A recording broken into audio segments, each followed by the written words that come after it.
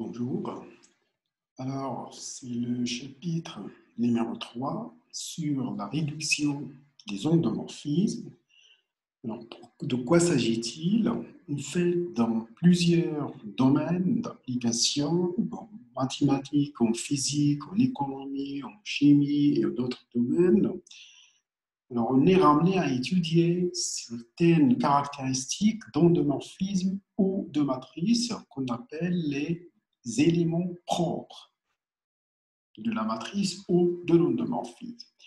Alors, dans ce chapitre, nous allons voir comment, étant donné un endomorphisme d'un espace vectoriel de dimension finie, donc chercher s'il existe une base particulière de cet espace vectoriel dans laquelle la matrice de l'endomorphisme est diagonale. Et on parle du processus de diagonalisation. Alors, la première section, c'est le chapitre 3. Ce sera sur la réduction d'endomorphisme. Alors, réduction d'endomorphisme ou réduction de matrice, c'est la même chose. Dans la première section, donc, nous allons voir sur la notion de valeur et vecteur propre. Alors, valeur propre et vecteur propre. D'accord? Donc, je tiens à préciser quelques notations que nous utilisons de suite. Donc, dans tout le chapitre, dans toute la section. Donc, pour nos cas, c'est soit R ou C, donc c'est soit le corps des réels ou le corps des nombres complexes. E, c'est un cas espace vectoriel de dimension finie. Et dans ce cadre, on apprécie ces dimensions n avec n en entier naturel supérieur ou égal à 1. Donc, de même, L de E, donc je parle de L de E, c'est le cas espace vectoriel des endomorphismes de E. Donc, c'est un cas espace vectoriel. Alors, nous notons L de E et finalement, donc la notation avec laquelle nous travaillons, laquelle nous avons l'habitude de travailler, c'est MN de K. Hein? Ça aussi, c'est le cas espace vectoriel. C'est un cas espace vectoriel, donc des matrices carrées à coefficient, donc des matrices carrées d'ordre n et à coefficient dans K. D'accord? Donc, ce sont les notations que nous allons utiliser dans la suite. Alors, maintenant, définissons c'est quoi une valeur propre d'un endomorphisme. C'est quoi une valeur propre?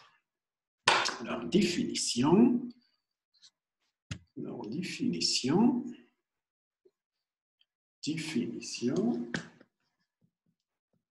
C'est quoi une valeur propre? Donc, je prends F, un endomorphisme de E, dans L de E, et lambda, un scalaire. C'est un élément de K. Alors, on dit que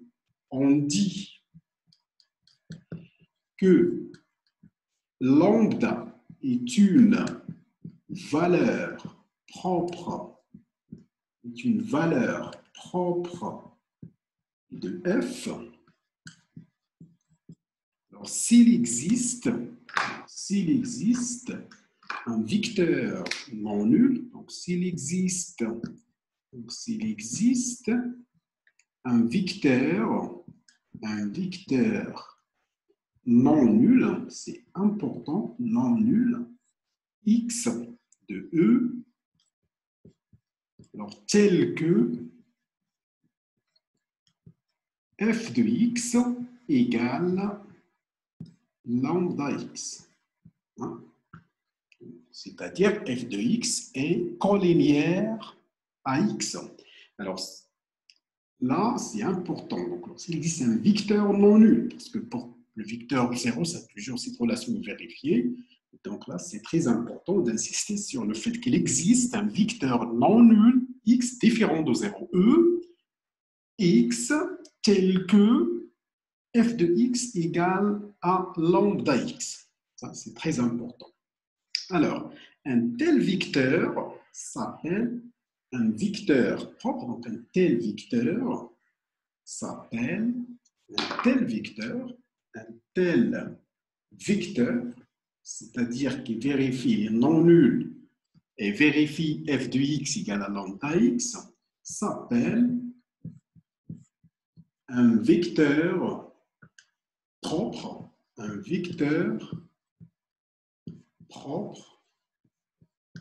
de f associé à, il est associé à la valeur propre lambda.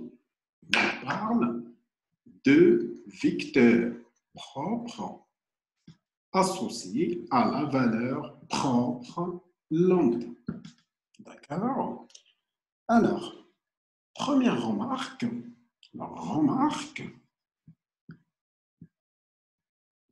alors, que signifie 0, première remarque, que signifie 0 est une valeur propre de f. Alors, 0 est une valeur propre de f équivalent à quoi? 0 est une valeur propre de f. C'est équivaut à quoi? Alors, 0 est une valeur propre de f, c'est-à-dire il existe un vecteur non nul x de e tel que f de x égale à 0 fois x, c'est-à-dire 0e. Donc, ça signifie quoi? Ça signifie que le noyau de f est différent de 0e. Donc, si et seulement si le noyau de f est différent de 0e. Alors, c'est-à-dire que f n'est pas injective comme application linéaire, mais pas injectif en tant qu'endomorphisme de E.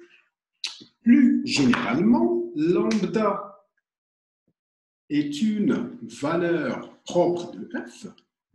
Donc, lambda est une valeur propre de f. Alors, ceci équivalent à, alors donc si seulement si, c'est seulement si le noyau de l'endomorphisme f moins lambda identité de E est différent de 0e. Alors, le fait qu'il existe x tel que f de x égale lambda x avec x différent de 0e, ceci équivalent à f moins lambda identité de E de x égale à 0, c'est-à-dire que le noyau de l'endomorphisme f moins lambda identité est différent de 0e. C'est-à-dire aussi que f moins lambda identité n'est pas injectif. Bon, donnons un petit exemple. Alors, exemple, donc je fais un petit exemple. Donc, je prends f. Alors, soit f, un endomorphisme de R carré, alors donné par f de E1. Donc, je rappelle que je connais les images des éléments d'une base de R carré, je connais complètement mon endomorphisme. Alors, donné par f de E1 égale de E1 plus E2, f de E2 égale E1 plus 2E2, où E1, E2 est la base canonique de R carré. C'est la base canonique de R au carré. D'accord? Alors, on va voir que cet endomorphisme admet des valeurs propres et donc admet des vecteurs propres. Alors, si je calcule f de E1 plus E2, alors on a f de E1 plus E2 égale f, la linéarité, donc c'est f de E1 plus f de E2 égale, donc maintenant c'est 2E1 plus E2 plus E1 plus 2E2. Donc, finalement, est égal à 3 fois E1, donc c'est 3E1 plus 3E2, donc c'est 3E1 plus E2. D'accord? Donc on a f de E1 plus E2 égale 3 fois E1 plus E2. Donc il s'ensuit que, comme E1 plus E2 est différent de 0, que 3 est une valeur propre de f, est une valeur propre de f, et que E1 plus E2 est un vecteur propre, c'est un vecteur propre de f associé à la valeur propre, dans ce cas c'est 3, lambda égale 3. D'accord? Donc, parce que f de E1 égale 3E1 plus E2, E1 plus E2 est différent de 0, alors 3 est une valeur propre, E1 plus E2 est un vecteur propre associé à cette valeur propre. Alors, définissons maintenant la notion de sous-espace propre. D'accord? C'est quoi un sous-espace propre? Donc, je me donne toujours f. Donc, je me donne une définition. Donc, je me donne toujours f, un endomorphisme de E, et lambda, un scalaire de K, une valeur propre de f. Je prends une valeur propre de f. D'accord? Alors, on appelle sous-espace propre de f, on appelle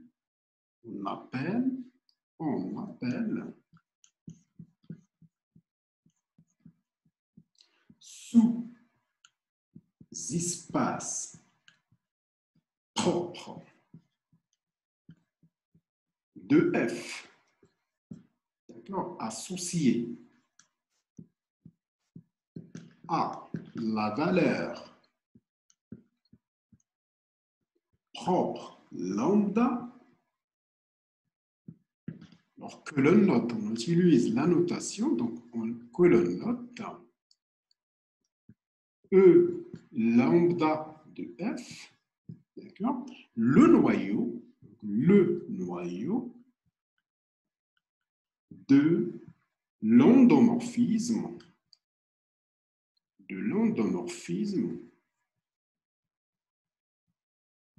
f moins lambda identité de E. D'accord? Donc, le noyau de cet endomorphisme, on l'appelle sous-espace propre de f associé à la valeur propre lambda et on note E lambda de f. Et s'il n'y a pas de confusion, on le note tout simplement E lambda, E au lieu de E lambda de f. Lorsqu'il n'y a pas de confusion,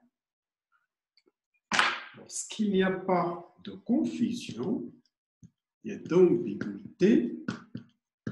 Il n'y a pas de confusion, on note confusion. Donc, on note tout simplement, donc on note E lambda au lieu de E lambda de F. D'accord? Donc, on note tout simplement E lambda au lieu de E lambda de F. Alors, on revient à l'exemple précédent et essayons de calculer E3. Alors, revenons à exemple. Donc, je reviens à l'exemple précédent. Donc, je prends F qui est un endomorphisme de R au carré, donné par F de E1, c'est 2E1 plus E2. F de E2, c'est E1 plus 2E2. Alors, nous avons vu que 3 est une valeur propre de F. Alors, déterminons maintenant à quoi est égal E3. Alors, déterminons E3, sous-espace propre associé à cette valeur propre qui est 3. Donc, déterminons E3. Je vais le lire. Alors, nous avons vu que alors, nous avons vu, alors on sait que 3 est une valeur propre, c'est une valeur propre de F. Maintenant, déterminons tout, alors déterminons E3. Donc, déterminons à quoi est égal E3. Bon, alors,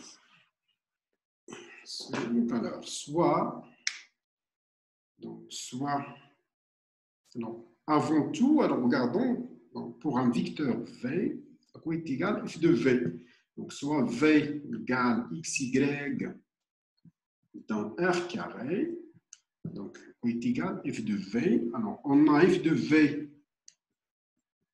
donc ça va être si f de x E1 plus y E2. La linéarité, donc c'est x f de E1 plus y f de E2. Maintenant, f de E1, donc c'est x fois 2E1 plus E2, plus y fois E1 plus 2E2. D'accord? Donc, ça va utiliser juste la linéarité. Donc, finalement, donc, ça me donne quoi? Donc, c'est 2x plus y. Donc, c'est 2x plus y E1 plus x plus 2y E2. Et en termes de couple, donc ça va être 2x plus y, x plus 2y. D'accord? Donc c'est ça l'image d'un vecteur de R carré. Donc f de xy, c'est 2x plus y, x plus 2y. Maintenant, à quoi est égal E3? Alors E3, ça va être quoi? Donc j'ai l'image maintenant de xy, je te laisse ici. Alors, E3, par définition, donc ça va être quoi? Donc c'est l'ensemble des x, y dans R carré, alors tel que f de xy égale 3xy. D'accord? Donc ça, c'est l'ensemble des xy dans R carré. Alors, tel que, alors j'ai f de xy, 2x plus y, x plus 2y égale à x. Donc, c'est 3, pardon, xy égale 3xy égale 3xy. D'accord? Donc, c'est ça. Bon, maintenant, ça, c'est l'ensemble des xy dans R au carré. Alors, tel que, donc, j'ai 2x plus y égale 3x, gx plus 2y égale 3y. D'accord? Donc, finalement, donc, de ceci, donc, ça vaut quoi? Ça, c'est l'ensemble des x, y, tel que x égale à y. Ça, c'est juste, en résolvant ça, ça, c'est l'ensemble des x, y dans R carré, alors tel que x égale à y. D'accord? Donc, ça, c'est vecte, donc ça va être vecte de E1 plus E2. Ça va être de vecte 1, 1. Et ça, c'est juste vecte de E1 plus E2. Ça, c'est vecte de E1 plus E2. Et finalement, donc, nous avons E3 c'est une droite de R carré. Donc, il est engendré par une dimension 1, il est engendré par le vecteur E1 plus E2. Alors, une petite remarque donc, avant de continuer donc, là, sur les sous-espaces propres. Alors, en fait,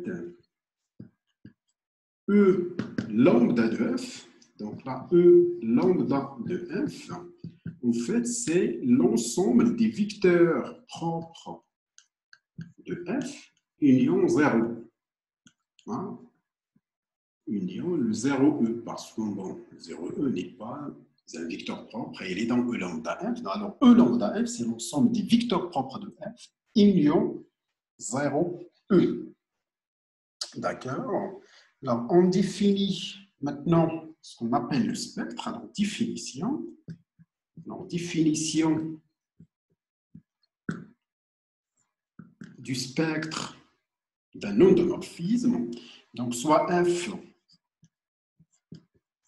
dans L de E, donc un endomorphisme de E. Alors, on appelle spectre de f dans K. Alors, on appelle spectre, le spectre de f dans K. Alors que le note, bien noté S, PK, indice K de f, d'accord, l'ensemble des valeurs propres de f qui sont dans K. Donc l'ensemble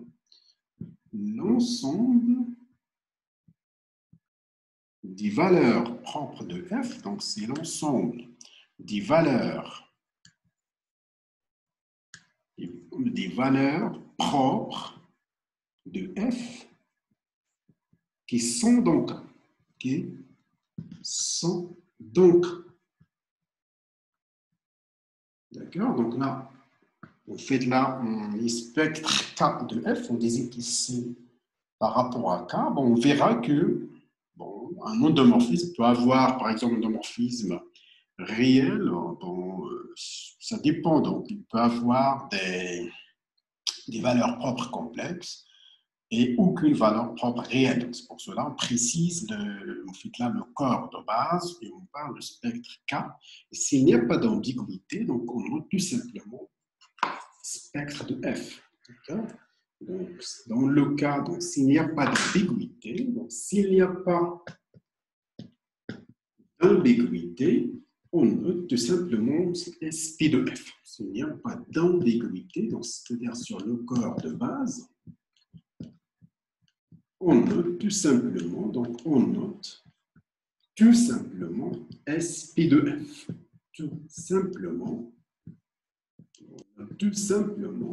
SP de F, hein, au lieu de spectre K, qui est le corps de base. Donc, on va donner un exemple. On détermine complètement le spectre d'un endomorphisme. Mais avant ceci, donc, je dois rappeler la notion de projecteur sur un sous-espace parallèlement à un autre sous-espace supplémentaire. Donc, si j'ai, je vais rappeler, donc je donne un exemple. Mais avant tout, donc je fais un petit rappel. Alors, exemple, et on rappelle la notion de projecteur. Donc, supposons E égale, alors, soit E égale à F plus G, c'est-à-dire E et la somme directe de F et G, donc avec F et G des sous-espaces vectoriels de E non réduits à 0. Non réduits à 0. Non réduits à 0. D'accord? Alors, comme E est la somme directe de F et G, on sait que, quel que soit X, on sait que, quel que soit X dans E, il s'écrit d'une manière unique comme un élément de F et un élément de G. Alors, quel que soit X, dans E, il existe un unique couple qu'on note XF, XG, dans F croix G, alors tel que X égale XF plus XG. Tout élément de E s'écrit d'une manière unique comme la somme d'un élément de F et d'un élément de G. Alors, on note PF. Alors, on note PF, qui est indice F, l'endomorphisme de E, donc il va de E dans E, et AXF plus XG, donc fait correspondre la composante XF. Hein? Alors, PF est un endomorphisme de E, et on l'appelle projecteur de E sur F parallèlement à G. Alors, PF est un endomorphisme de E, et il s'appelle, alors PF, l'application PF, l'application PF, un endomorphisme de E, c'est un endomorphisme de E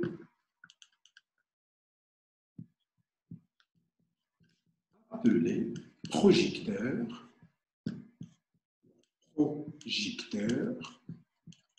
de E sur, on projette sur F parallèlement à G. Alors là, juste parallèlement à G.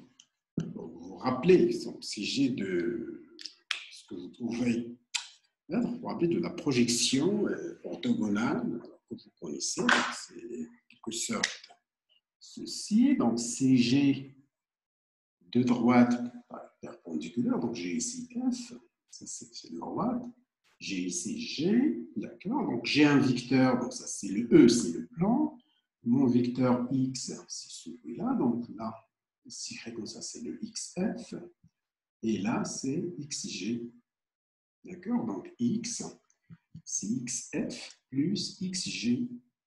Et le projecteur PF, en fait, à chaque vecteur X, je fais correspondre la composante sur F. C'est pour cela que je parle de la projection sur F parallèlement à G.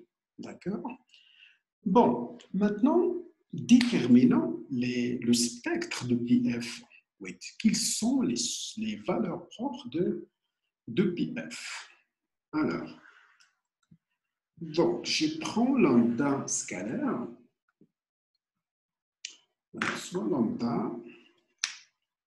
soit lambda scalaire de K, une valeur propre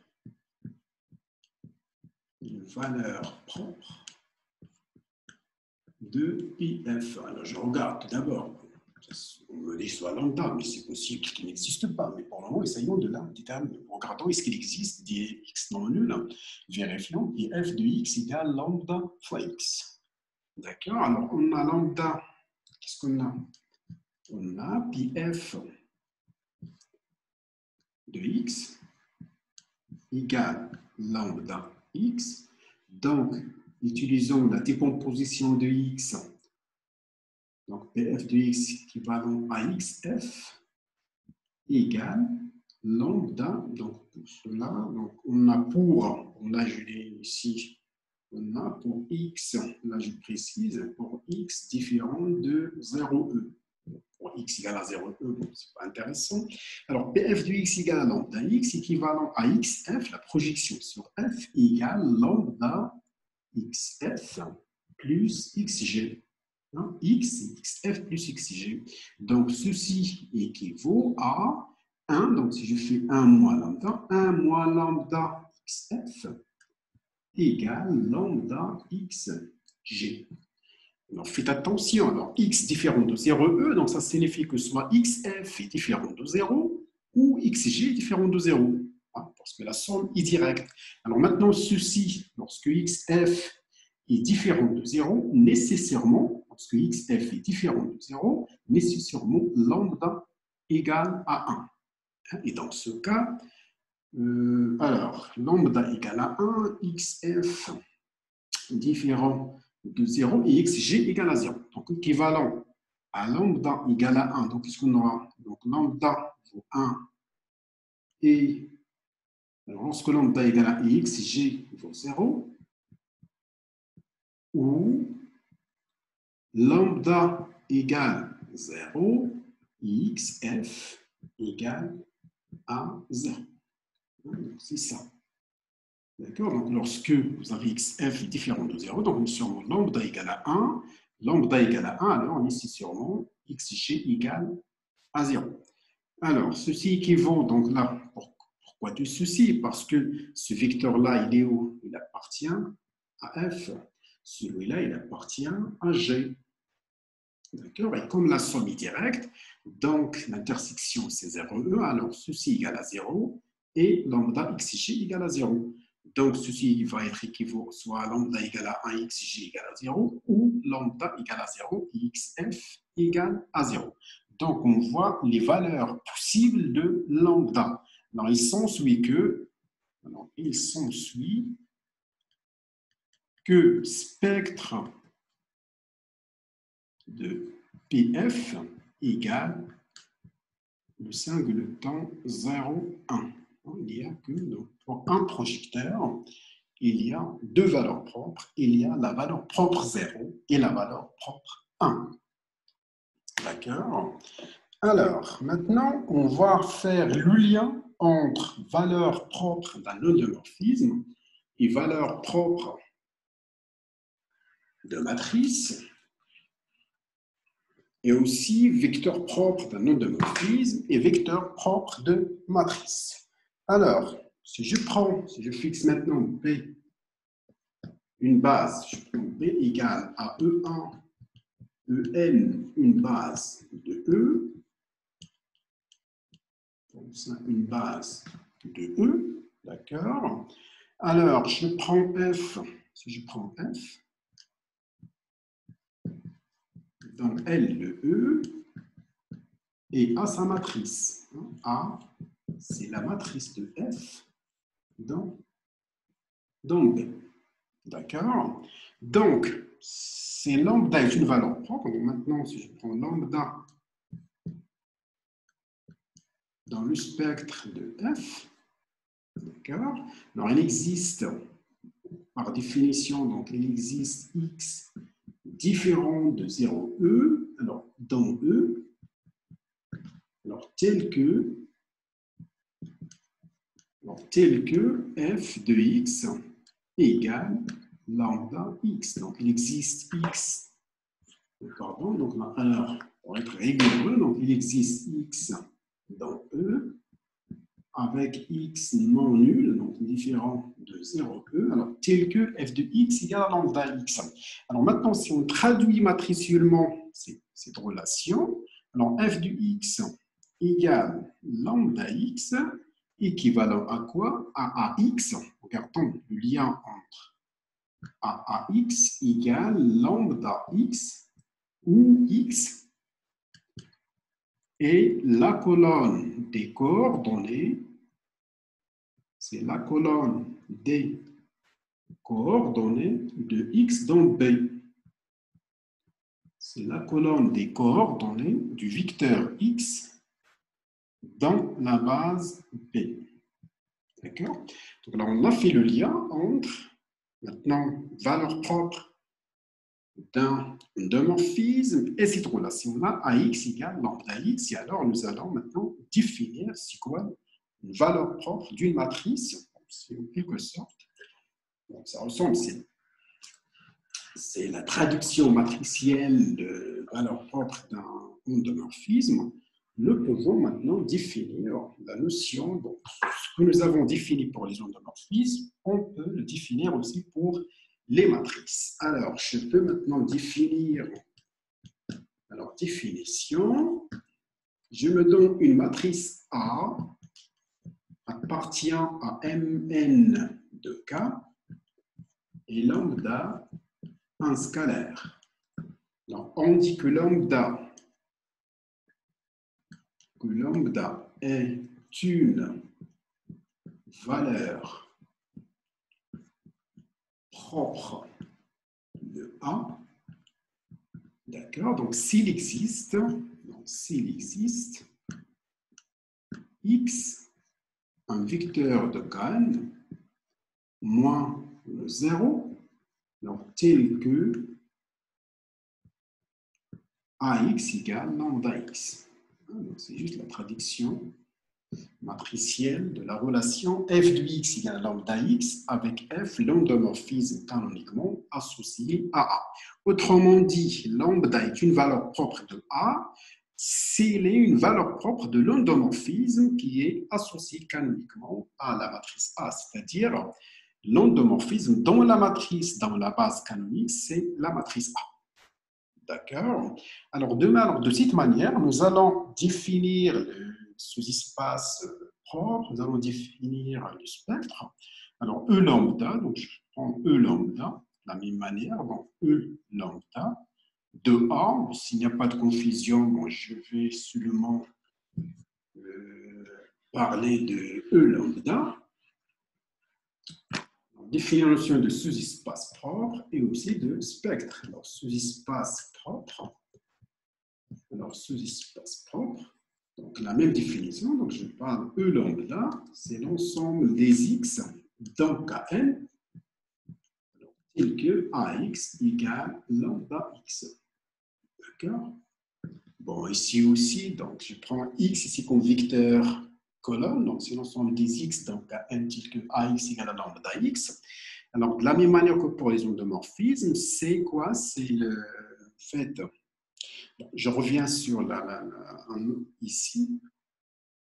Un vecteur, donc un vecteur, avant de passer à ceci, donc un vecteur X. Alors, un vecteur X non nul. Alors, vérifions. AX égale à lambda X s'appelle un vecteur propre de A.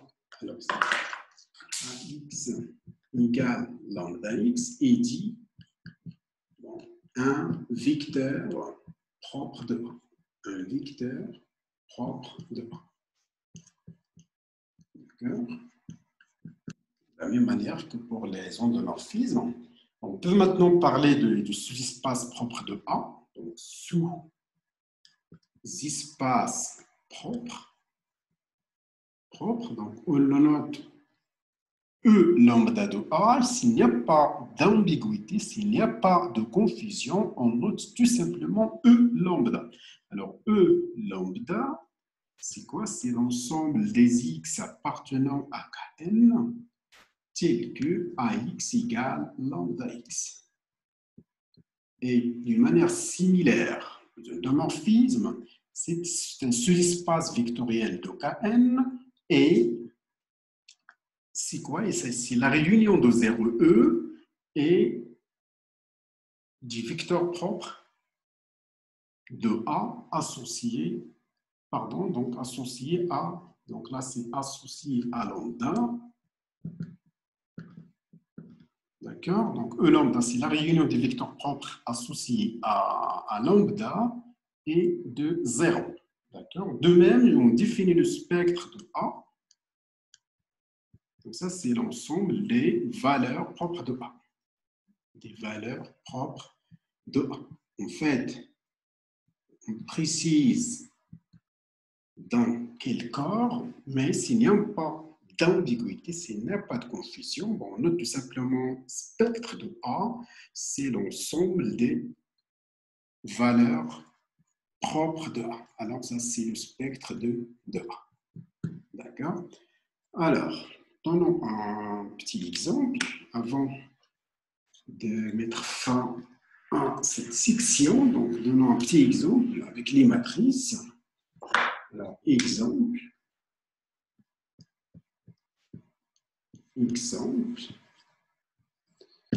Moi, je prends A, la matrice réelle. Donc, je prends A, c'est la matrice 0, 1, 1, 1, 0, 1, 1, 1, 0. Donc, M3 de R. D'accord. Alors, on a, si je calcule, alors on a quoi? On a A plus et 3. Si je calcule A plus, l'identité est 3. Donc, ça me donne quoi? Donc, ça me donne 1, 1, 1, 1, 1, 1, 1, 1. D'accord. Alors, pour V égale E1 plus, bon, d'accord. Alors, comme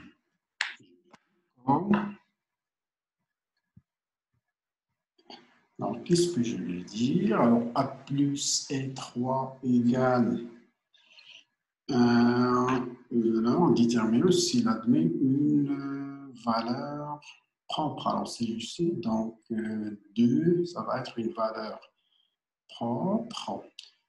Alors, une valeur propre, si je calcule, voilà. Alors, A, E1 plus E2 plus, alors E3. Alors, regardons, avant de faire tout ce calcul, alors, calculons, alors on a A, 1, 1, 1, égale, donc c'est 0, 1, 1, donc 1, 0, 1, 1, 1, 0, 1, 1, 1. Et tout ceci égale à 2 fois 1, 1, 1. D'accord? Alors maintenant, le vecteur 1, 1, 1 est un vecteur non nul de R3. Ceci montre que 2 est une valeur propre de A et que 1, 1, 1 est un vecteur propre associé. Alors, ceci montre maintenant, il s'ensuit que 2 est une valeur propre, c'est une valeur propre de A et que vecteur 1, 1, 1 est un vecteur propre associé. Un vecteur propre associé. Donc, c'est un vecteur propre de A associé à la valeur propre de. La valeur propre de. D'accord. Alors, ceci met fin à cette séance, cette vidéo. Rendez-vous la vidéo prochaine où nous allons caractériser les. Alors, on va voir comment déterminer les valeurs propres d'un endomorphisme ou d'une matrice. Alors,